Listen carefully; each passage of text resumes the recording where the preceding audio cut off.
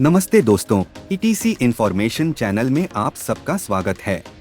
आज हम बात करने वाले हैं भारतीय वैज्ञानिक जगदीश चंद्र बोस की। वीडियो को शुरू करने से पहले चैनल को सब्सक्राइब कीजिए ताकि हमारे अपडेट्स आपको मिलते रहे और इंडिया का number 1 audio book platform Kuku FM को सब्सक्राइब करना ना भूलिए। नीचे डिस्क्रिप्शन बॉक्स में लिंक दिया हुआ है।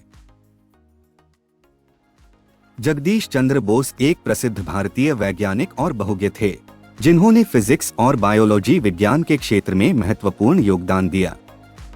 उनका जन्म 30 नवंबर 1858 को मुंशीगंज, बंगाल में हुआ। बोस को रेडियो तरंगों, माइक्रोवेव ऑप्टिक्स और प्लांट बायोलॉजी के अध्ययन में उनके अग्रणी काम के लिए जाना जाता है। चलिए जगदीश चंद्र बोस के जीवन और कार्य के कुछ प्रमुख पहलू जान लेते हैं। Physics and radio waves. Bose ने रेडियो तरंगों पर अभूतपूर्व शोध किया, जिसमें दिखाया गया कि उन्हें तारों के उपयोग के बिना कम दूरी तक प्रसारित किया जा सकता है। उन्होंने रेडियो तरंगें उत्पन्न करने और प्राप्त करने के लिए विभिन्न उपकरणों को डिजाइन किया, जिससे वायरलेस संचार के विकास में योगदान मिला। 1895 में बोस ने कोलकाता में 75 फीट की दूरी पर वायरलेस संचार का सार्वजनिक प्रदर्शन किया, जो 1896 में गुग्लिल्मो मार्कोनी के अधिक प्रसिद्ध प्रदर्शन से पहले का था। बात करते हैं माइक्रोवेव ऑप्टिक्स की।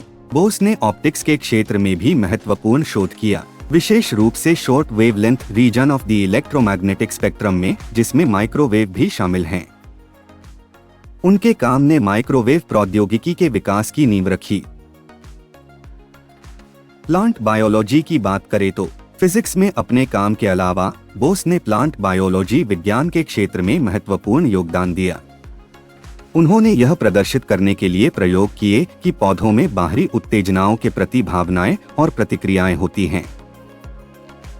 बोस ने क्रेस्कोग्राफ का आविष्कार किया, एक उपकरण जो उच्च परिशुद्धता के साथ पौधों की वृद्धि को माप सकता था।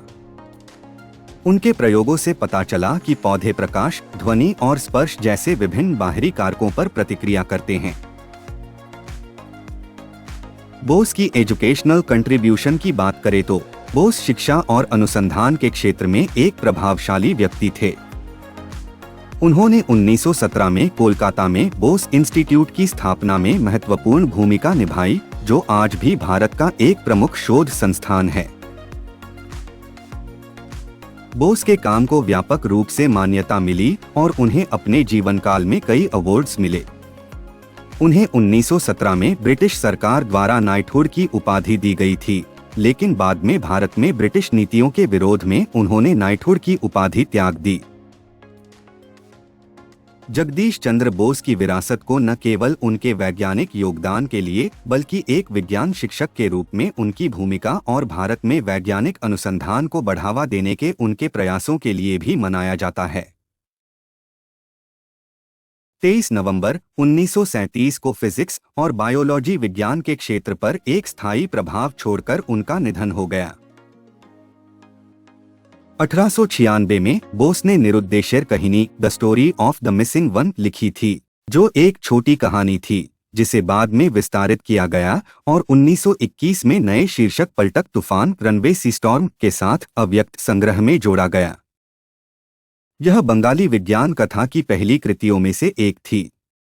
इसके बाद बोस को father of Bengali science fiction भी कहा जाने लगा। तो ये थी जानकारी महान वैज्ञानिक विक्रम जगदीश चंद्र बोस की। उम्मीद है आपको ये जानकारी अच्छी लगी होगी। वीडियो अच्छा लगे तो लाइक और शेयर जरूर कीजिए। Thank you.